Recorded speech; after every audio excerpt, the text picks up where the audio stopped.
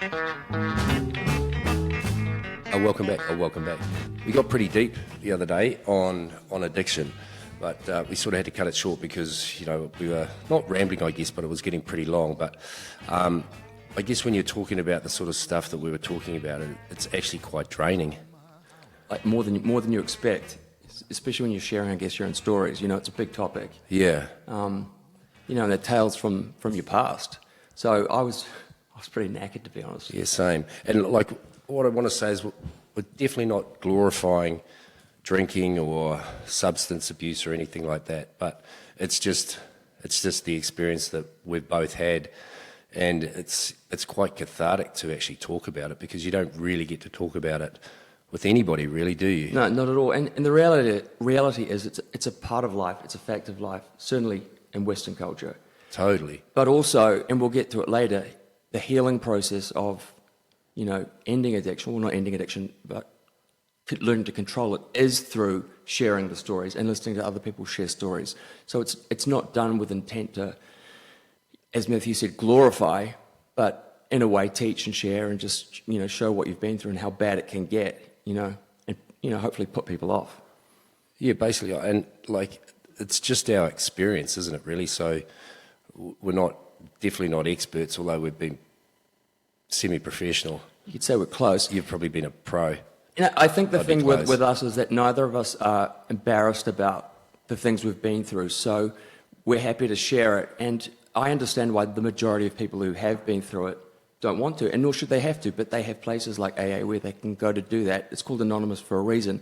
But there are people out there, like I once was, who haven't gotten to that level yet. They don't understand how it works. They don't understand how serious their situation is. So if someone can share and show, you know, you don't have to live in shame because of it. You know, what you're going through isn't entirely your fault.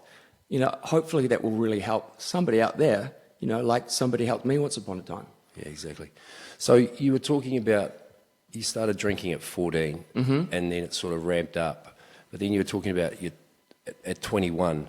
Yeah, we chatted about it, not in the episode, but there's a definite defining point in that path that I was on, you know, 14 to like early 20s, and I guess going through school, you know, it's not legal, so you can't do it all the time. Uni comes, and it's a drinking culture, particularly in New Zealand. What do you mean it's not legal? Drinking's legal? Well, you know, when you're under, whatever it is. 18. Is it 18? Yeah, 18. Maybe, I'm not sure, but you know, you go to uni, you know, you go through the quad, people drinking during the day, it becomes a real culture. And also for me, the real thing was the year of 21sts, and that's how I think of it, where every weekend, in New Zealand, the 21st is a big deal. Every weekend, you know, there were not one, but two, but, you know, three parties, and they're big, boozy parties. You know, you got the yardie. I did my yard with yard glass with some friends, and I killed it. You know, I think I did mine in 31 seconds or something nuts. I think it took me about a week. Yeah. I wasn't a big drinker. But, you know, that kind of gave me a bit of a status amongst my friend group, and drinking and my ability to drink as much as I could kind of became my currency, right? And it allowed me, I guess, access to a group of people that I probably wouldn't have, you know, been around otherwise. You know, like I became this like minor, probably a punishing pain in the ass, but oh man, he can drink. You know, he's always up, he's always out, he's always up for it. And as I said, you know, the 21st, they're always big, massive. And it was a year of that back to back, and I remember at the end of it, I was a completely different person. You know, everyone else went back to, you know, I guess to uni or to careers, and I was like, I kept on that trajectory, which didn't stay like this, wasn't level, it didn't plateau.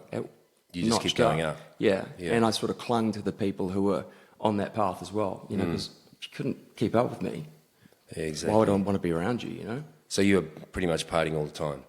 All the time, like uni. I got through it eventually. But you're an A student as well, so I guess you found that... Not by the time I finished uni. Absolutely not. Yeah, you know, dumbed your brain cells down a fair bit.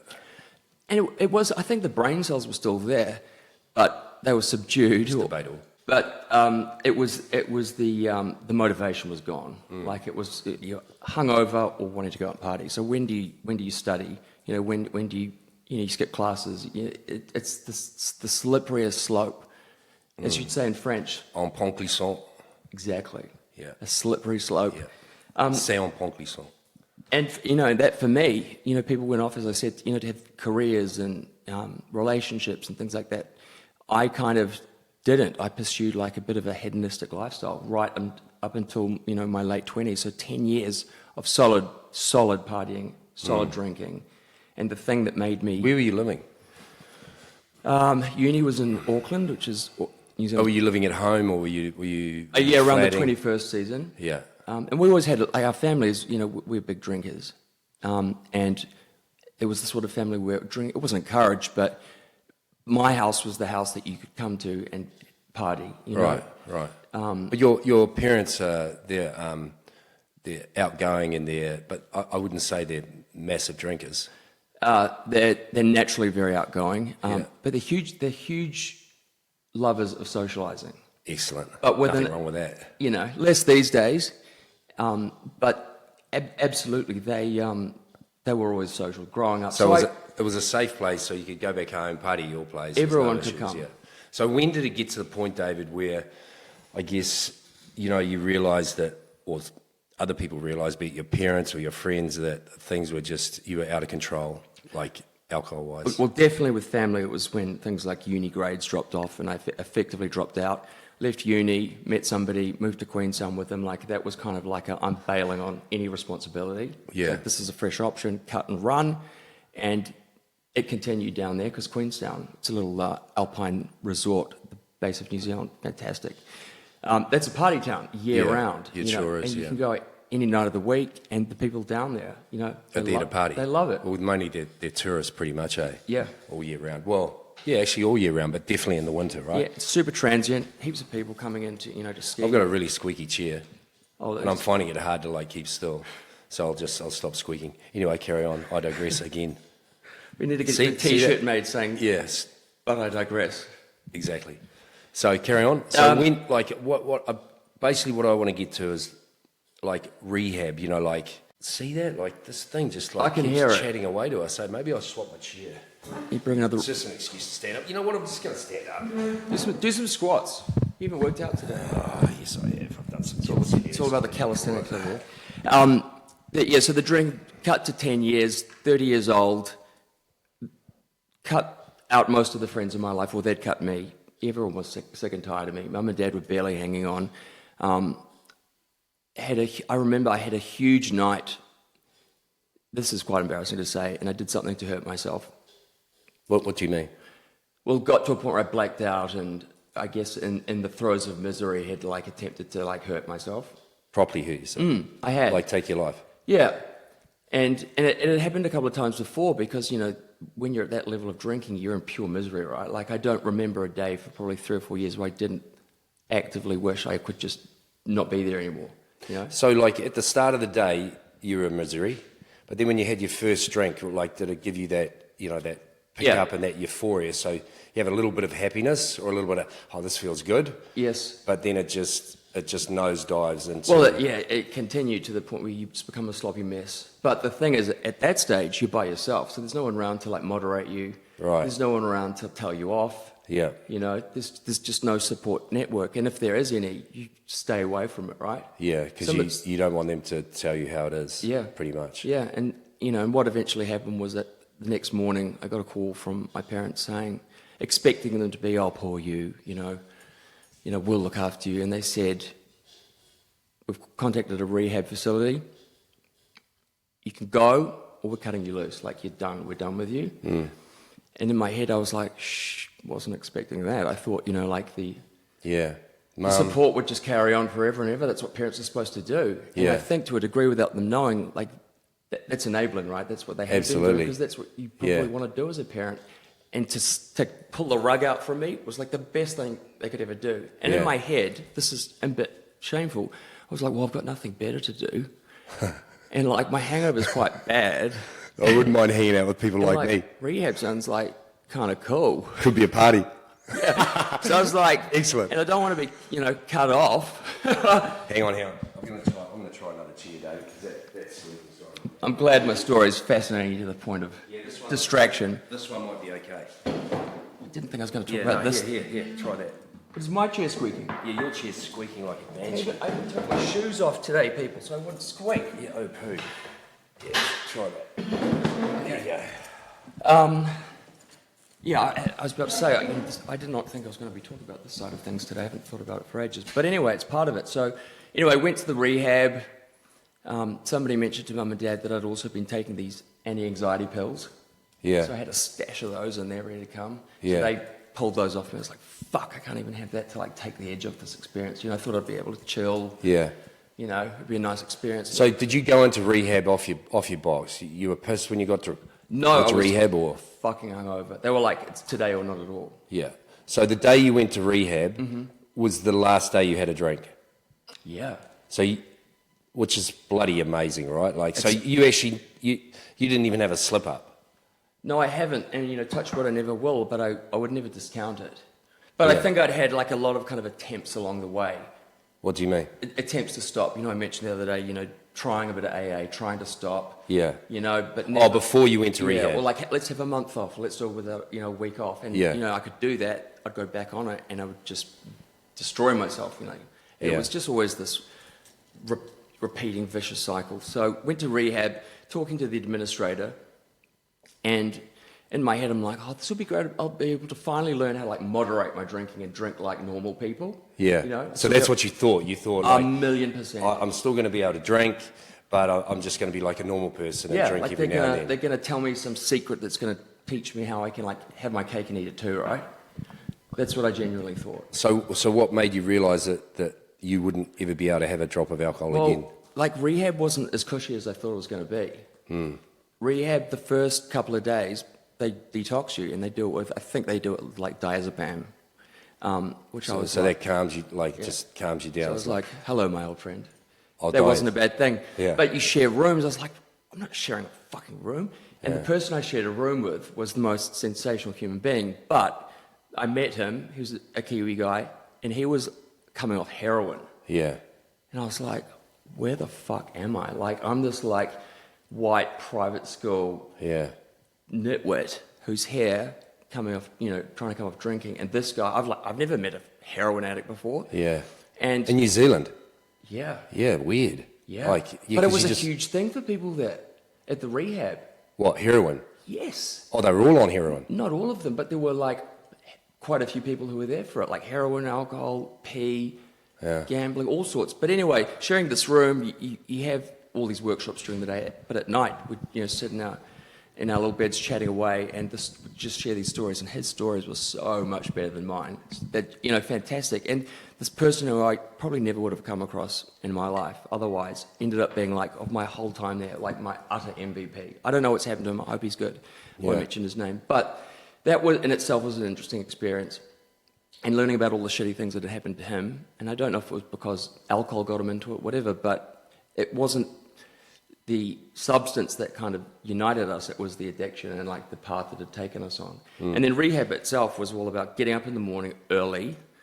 It was about having sessions. You do workshops. You talk about like this scientific side of alcohol abuse or addiction. You do one-on-one therapy. And in the first couple of days, I really committed to it after a while because I thought, fuck, Mum and Dad are paying a shit ton of money. Not many people get this opportunity. It's quite punchy price-wise, eh? It was. Yeah. It was, absolutely. So I understood like the privileged position I was being in, and there were people there who were there because, you know, the government had like subsidised their stays and stuff. People with ankle bracelets and like insane. And after attending a few of these sessions, I was like, oh my God, I don't think moderation's an option. And then I sort of had to come around to this like understanding that it just couldn't be part of my life anymore. And it was not only freeing, but it was like after that decision, I was like, boom, I'm into this. And I guess the addictive side of my nature was like, I want to do this, and I kick ass at it. Oh, you wanted to, like, I'm gonna prove that If I I'm can gonna do it. this. And one of the rehab counsellors, I remember I was smoking at the time, and I said, I'm going to stop smoking at the same time too. And everyone there smoked. Everyone took anti-anxiety medication, which they weren't allowed, but they were all coming off it because alcohol makes you fucking anxious the next day. Everyone within a week was off the anti-anxiety medication. Yeah. So, Did you have withdrawals, like physical withdrawals? Yeah, a little bit, but not massive. So not the shakes and No seizures or anything like that. Okay. And they manage that so you don't go through that. They make it quite pleasant. But, after a few days, they stop giving you the stuff, and you've got no more excuses. Like, your body's fine, it's out of your system, it's time to do the hard work. And, one of the counsellors, I said, I'm going to stop smoking while I'm here, I might as well. And he said, oh, no, you won't be able to do that. That's too hard a task. And in my head, I was like, oh, fuck. Now I can definitely do it because somebody's told me something that I'm not allowed to do. Hard. And then another interesting, anecdote was you weren't really allowed to have any contact with the outside world, so no phones or anything like that. But there was the odd time you could make a phone call, and I would speak to mum and dad and maybe three other friends who knew I was there. No one else knew. And I remember calling somebody who was an ex, and I kind of wanted to let them know where I was, maybe as a way of showing that I was making Progress. and let them know. And their response was, yeah, we heard about you being there, and a few of us have taken bets on how long before you fall off the wagon. Was this somebody close to you? Had been. But was properly close to you? Yeah, it was somebody I'd been in a relationship with. What a douche. But that's fine. It was one of the greatest gifts they could have ever given me, because in that second I was like... Fuck you, I'll show you. I was like, I hope you haven't put too much money on this, because you're gonna fucking lose. And it's always stayed with me, and I don't resent them for it. And they've, I've since seen them, and they've acknowledged... Well, actually powered you, right? Yes, and maybe that's part of my nature, but I think maybe it's part of an addict's nature, you want to throw yourself into something. I always think when I'm into something, be it exercise. I've always exercised, but at rehab, I threw myself into the equipment they had there, and I've never looked back.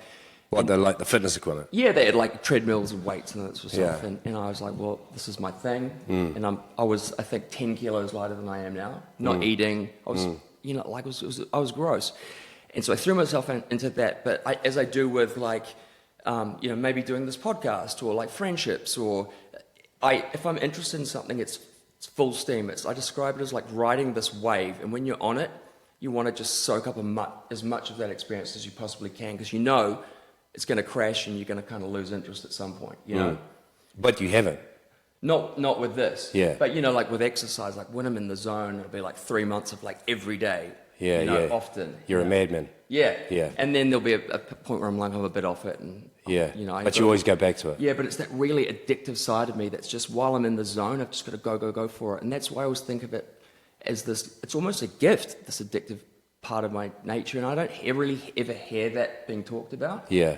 Because while it can be disastrous when you put it into negative things and introduce substances, when you put it into things like trying to achieve a goal, or maybe it be with work, or something financial, or whatever it might be, you are in it 100%, and I think more than most people can be. And I would never change that side of my nature at all. It's powerful. It's the thing that I thought made me weak and pathetic, but it's actually it's the thing that is the best part about me, I think. Fantastic. But it wavers, there are moments where I could fall off, or I do put it into negative behaviours and things like that. But it's about listening to people around you, taking it in, and stepping back, and reassessing. So I think that's a really important message. I don't think as an addict I'm ever going to be any other way, and I'd hate to wake up and not be like this. I'd hate it. But what makes you, because I'm going to put you on the spot here. So you've used other substances, but you've never used alcohol again. No. Yeah. But what makes you be able to moderate other substances, but you weren't able to moderate alcohol? What is it about alcohol that is really tough for people to let go? It's interesting. I think a lot of it's because what alcohol gave me, the chemical, the reaction, the way it worked in my body, was just everything for me. It was just my, they say, drug of choice, right? Yeah. And part of it maybe too, I guess, from a young age, I knew I had this fierce hunger for substance. Yeah. And I always thought... So you're a heathen. Yeah, and I guess, knew deep down that if I got into other things, even pot, I never did that I would just be unstoppable. Yeah. Till I hit a wall. So I kind of avoided it. But they just never floated my boat. And the other thing is, it's acceptable socially. Yes. It's legal. Yeah. Society condones it. The other stuff, they don't. Exactly. And I'm from a fairly... it may be conservative-ish family, and it's just not part of what people really did. You maybe as a naughty kid, but... Yeah, well, I guess sort of A-class drugs have only really come on the scene since about, and been available in countries like New Zealand since maybe 2000 onwards, really. Like, Do you think that though? I think But so. what about, like, you could never, like, not that I was out there looking for any. surely, of that like, stuff then, New Zealand when I rode that wave of like cocaine in the 80s, and I don't know. Like, well, in the 80s, I was only a teenager, so yeah, I wouldn't have been, interested in that sort of stuff, and I was an athlete, so different. But in the 90s, when you're playing sport, and you'd go out afterwards, you didn't think about taking drugs.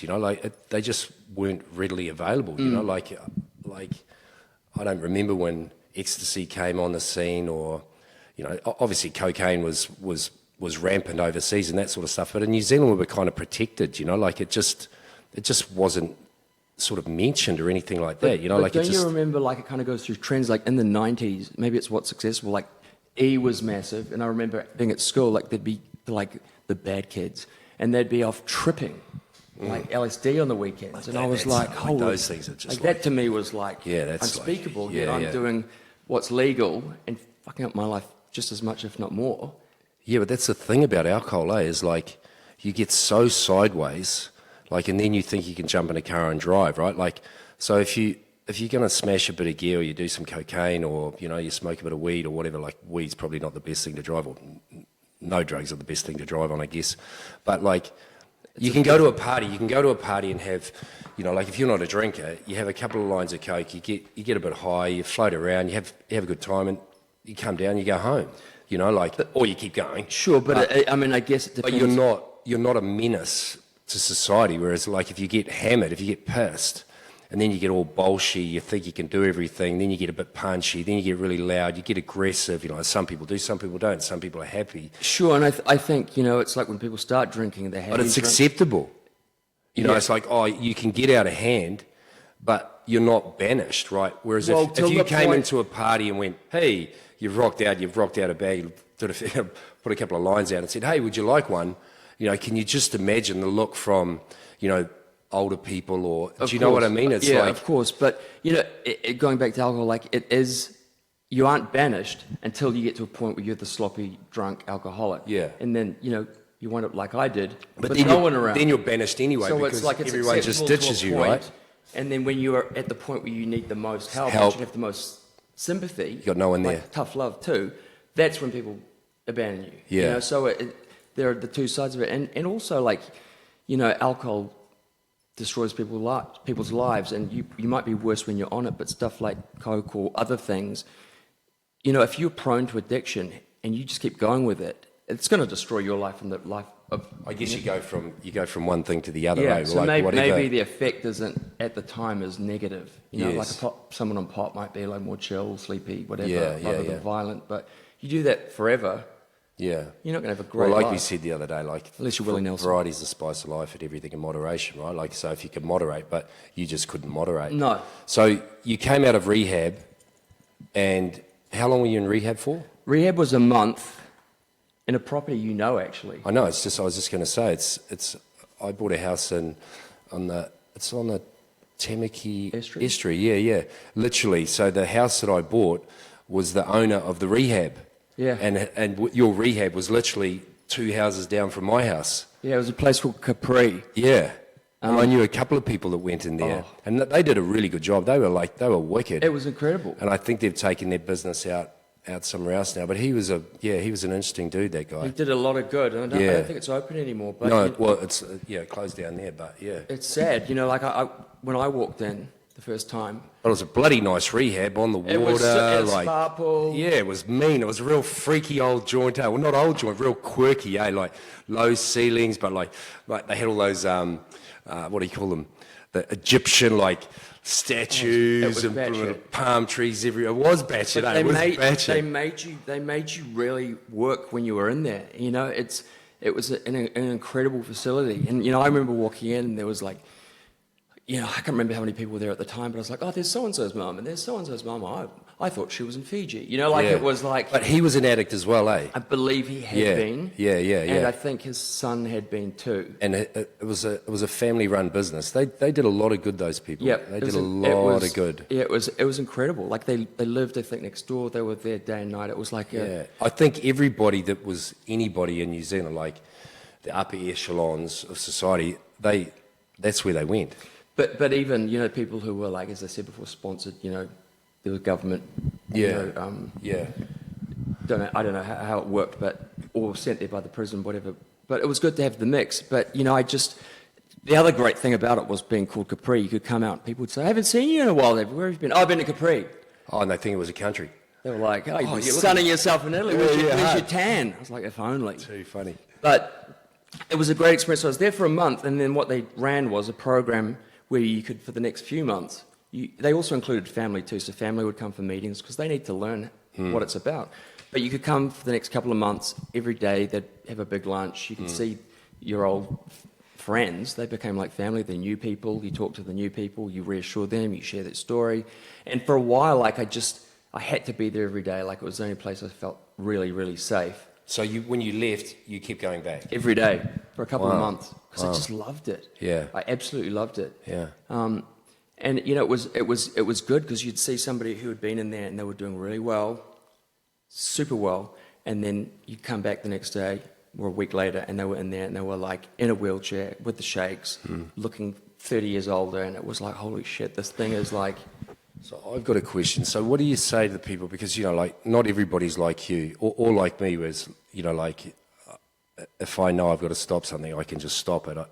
I'm lucky enough I haven't had to go to rehab or any of that sort of stuff. I've just had the ability to switch off and just manage it myself. But what would you say to people that are alcoholics or that are, you know, addicted to substance, that if they dabble back in it again, it's not the end of the world, you know, because I think they look at it as a massive setback and they're like, bugger it, I'll never be able to do this. Like falling off? Yeah, like falling off the wagon. Like, you know, like you've been off the piss for 2 months and then, you know, you just one day you have an urge and you have a drink, and then I can just imagine the shame and the guilt, and they would beat themselves up and hate themselves, and it'd just be awful, right? Yeah. But there's nobody there to pick them up and say, hey, it's okay. So how do you send a message to people like that are, you know, they're in the throes of trying to get off but keep sort of dabbling back in?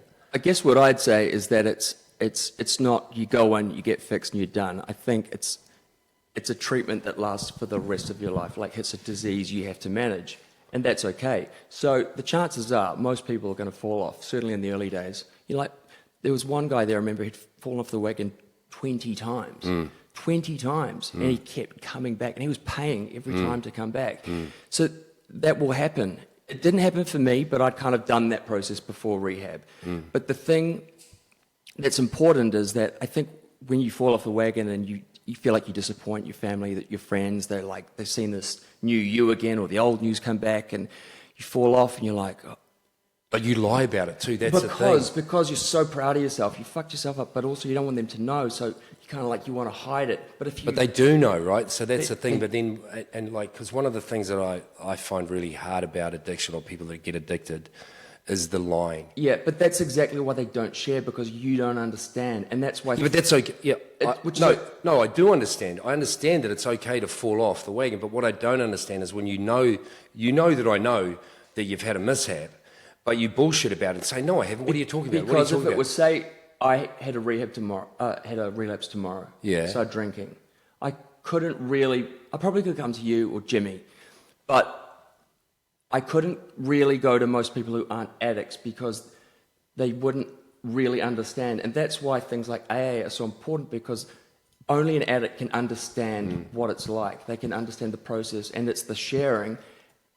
Yeah, but okay, so why is it that addicts, they can't share and be honest? Like, they can go to AA, for example, because this is, you know, what I've learned from you and various other people. You can go to AA and they feel completely free to speak their truth in front of people that they don't know. Yet, and to the people that are closest to them or that are around them on a daily basis, they have no ability to do that. They lie. And when all we want to do is just say, hey, because all I want to go, it's okay. Yeah. But if you're bullshitting me, like, fuck, come on. Yeah. Like, why what is I would that? say to, I guess, a family and friend person, like, Why? Like, Why? why would you bullshit so your you family? look at Alcoholics Anonymous, like, it's anonymous. Yeah. Nothing is shared outside, like the sacred meeting. Everyone Yeah. in there's been through it. People are sharing their stories, and most people's stories are worse than yours, and that's humbling, and that then makes you want to kind of share, and you can safely there. So what I would say to somebody who's on the outside and trying to understand why you're not sharing, why you're maybe hiding it, if you know, say to them, look, something's going on, I don't know if I can completely understand or help, I'm angry, but why don't... But even if you're not angry, this is the thing. Like, But you've got to understand that they can't open up to you. Yeah, but when you because you're say, not one of them. like, you know, okay, I get So it. what that I would say, you need to but, redirect like, them back to their people. Okay, cool. But that's what's so hard about, like, I guess people that have, families that have had a family member that's been an alcoholic or a drug addict or whatever.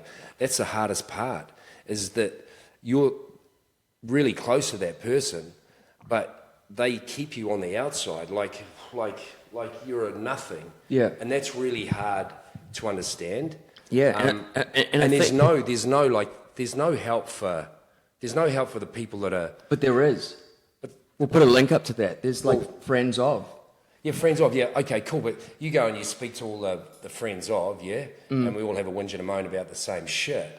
But when you're completely open and you say to that person, hey, there's just absolutely no judgment, because there isn't. There's no judgment.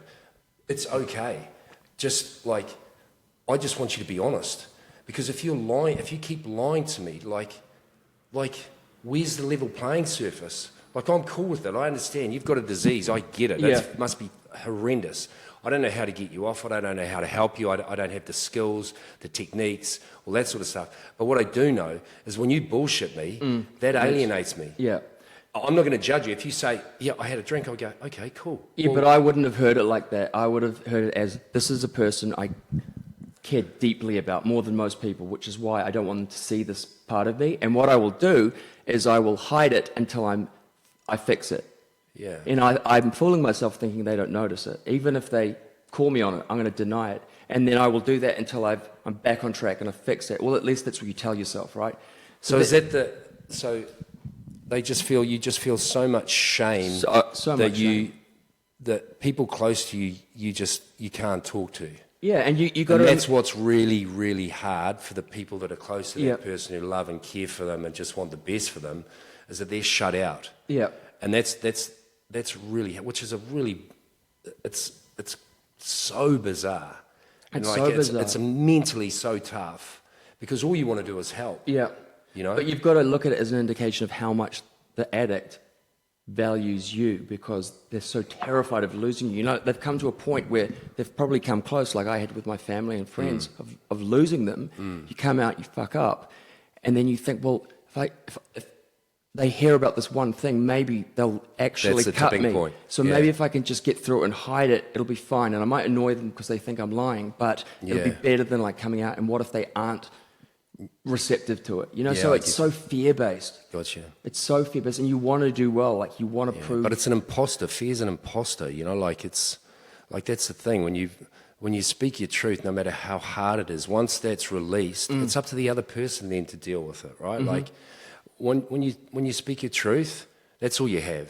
Okay, you can say sorry. You can do all that. Hey, like, sorry's like one of the hardest words to say for a lot of people. But once you say, hey, this is my truth, and I'm really sorry, I'm doing my best, then you just take all the weight off yourself, and it goes back to them, and it's their choice. And if they ditch you or whatever, then they weren't much of a friend. Do you know what I mean? Yeah, of course. But back to your point, you know, like, these people like me, you know, back to your point about, you know, them not opening up, they will in an environment like an AA. They will open up but entirely. That's the thing. Like, it's so bizarre. They feel no hesitation, or like it just pours out of them. Like, if you could sit there and watch it and listen to it, like, it would be mind-blowing, I would imagine, right? But what does that tell you, though? Like, it's about, like, unjudgmental connection. Like, Yeah, but if you're not a judgmental person, like I'm not a judge, well, I used to be, but I'm not anymore, right? So there's nothing you can tell me that I'm going to, I'm not going to sit here and go, hey, hey, hey.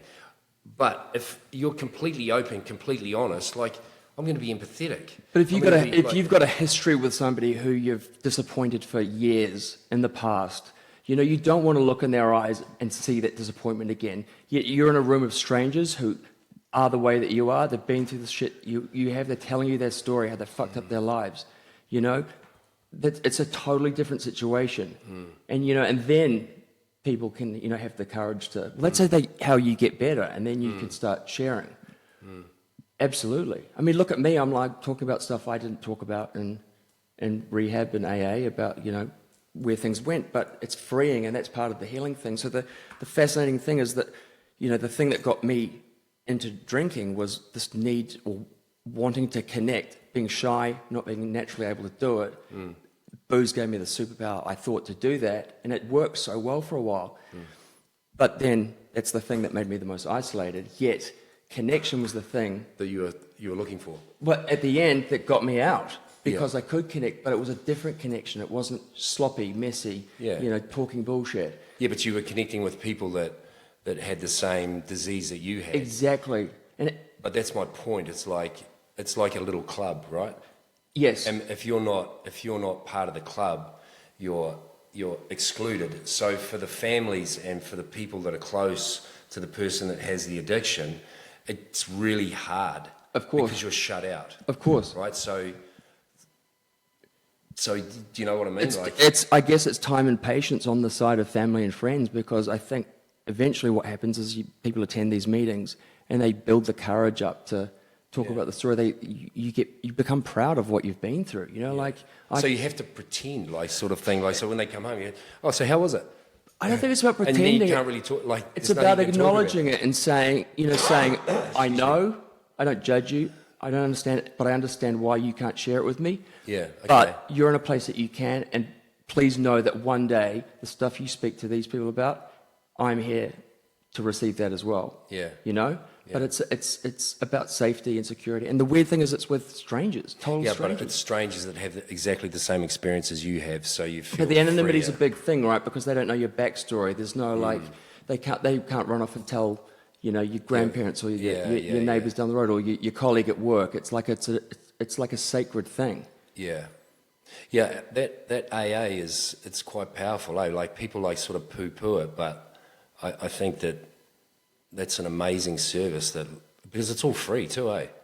Yeah, absolutely. And it's all over the world. And then, and so what happens is you get sponsors who used to be addicts, and they actually help you for no money either, and the time and the effort and they put themselves out there, like people call them at all hours of the morning. But that's part of their healing too. But that's what's so amazing, right? So like me talking like this, like it's great for, hopefully somebody out there who is listening, but it's like really, really big for me.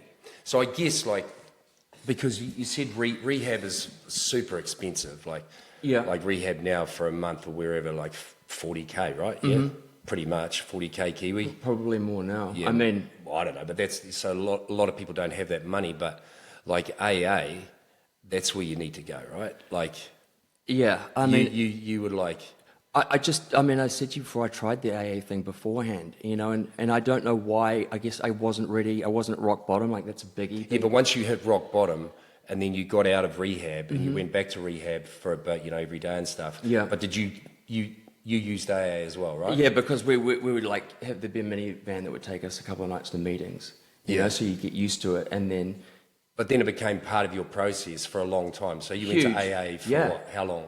After you left rehab? Years. And when I moved overseas, they're all over the world. That's what's amazing about it, right? All over the world, yeah. And they've gone from being God-based more now to just a higher. There's a book called The Big Book, which I was given when I went into AA, and I was like, oh my God, this is going to be so tedious. It'll be like science. It'll be like, everything bad alcohol's doing to your body. But all it was, and I can't remember, it's a series of stories. It's like a collection of stories of people through the years, like the last 100 years, whose lives have been destroyed by alcohol, and that's all that it is sharing. So it's like a written version of an AA meeting.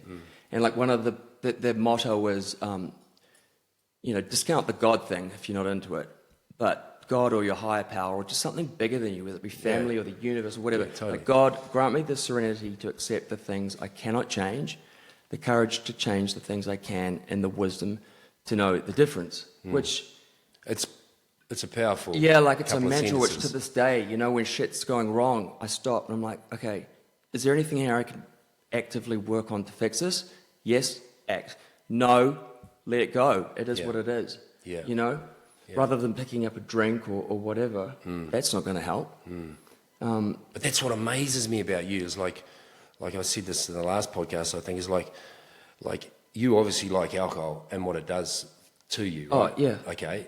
But to be able to go out and socialise like you do with me, with Jimmy, with, because you socialise a lot over here. Yeah, of course. And it's around you all the time. Yeah. And you've not once slipped up. No, and a lot of that's because I guess this journey I've been on, I'm now the person I wanted to be.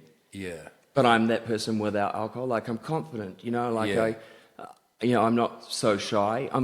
I can be a closed book, but that's my choice. I put myself out there. I don't, there's judgment everywhere, but I don't need something to prop me up, Right. I guess. So, that's through going through all this, through the treatment, just overcoming it and realizing, fuck, I kicked ass in doing what I'm doing. Having enormous empathy for people who've done it as well, or going through it, or, reaching out to you for your help, and realizing too, there by the grace of God, go I. Someone slips me a drink, by accident, I got the taste for it, I'll have another cheeky one. Back on it. It can happen at any time of your life. So you still, you're always an alcoholic, yeah? As I understand, as I understand it, yes. Okay, so you're you can not have had a drink for many, many years, but you still consider yourself an alcoholic. Yeah. And you hear these stories of people who have been off it for 40 years and they lose a spouse or, something dreadful happens and they have that one drink and it's boom, Bang. it's all over, Wow. It's horrific. And I can imagine that happening to me, I can imagine, Yeah. It's scary, but it keeps you on your toes and it makes you grateful for what you've done and achieved, but it also makes sure you don't take it for granted. True. Anything else, mate? Because we've powered into it. Hang on. That was Jeez, more I'm full on exhausted. than last week. It was more full on than last I week. need a line. Actually, I need a drink. But I think, story aside, I think the big thing, for us is the connection thing. And it's important for people to see that, the thing that I get the most strength from is being open about my story and sharing it when I want to. And that's medicinal for me, but it helps others. And it just shows you the power of connection when you can be listened to in a non-judgmental way like you do, or you can be listened to and somebody's judgmental and it doesn't affect you. But if you're going to always approach people like that. You can forgive some of the worst behavior in the world, And I think that's this ongoing theme that we have in this, these episodes. It's everything in life for a better life, for a happy life. It comes down to finding connection that's honest and open, and it starts with being that way yourself too. Yeah, I think if you're carrying around baggage and you're carrying around bullshit and you've got a whole lot of, if you're lying, if there's any bullshit in your life, it's going to find you, eh? Yeah, of course. Really is, and we've all man. got it. Yeah, but if you to find a point. if To a point. there's varying degrees, To a right? But point. when you find your people, your safe zone, you speak it, and it's actually a tenth as bad and out loud as it was in your head. And if you don't have those people, if you have people who would judge you or cut you up, fucking drop them. You're wasting your time. Hundy. You're wasting your time. Yeah, 100%. So know that, let's not rabbit on, but know that a life of utter misery, literally wishing to die every single day. Yeah, that's where you were. For a couple of years. Yeah. Never naturally been a depressing person. Yeah. Can change. It's possible. You might never be fixed, but that's part of the fun of it, right? Yeah. And life can be so much fucking better. Life will not be perfect, but you can handle shit differently, and you can kind of enjoy the ups and downs way more, right? Totally. So, how's that for enough preaching? Shivers. We'll put some links in. I need to go and see a psychiatrist. I've got some real issues. I've just realised. This is actually an intervention, Matthew. Welcome. Thank God for that. Everyone come in, doctor. Anyway, guys, thanks for listening in. Check our links for websites for help, family, friends, all that sort of stuff too. But I'm an addict, mate. Fucking how do I go? See you guys.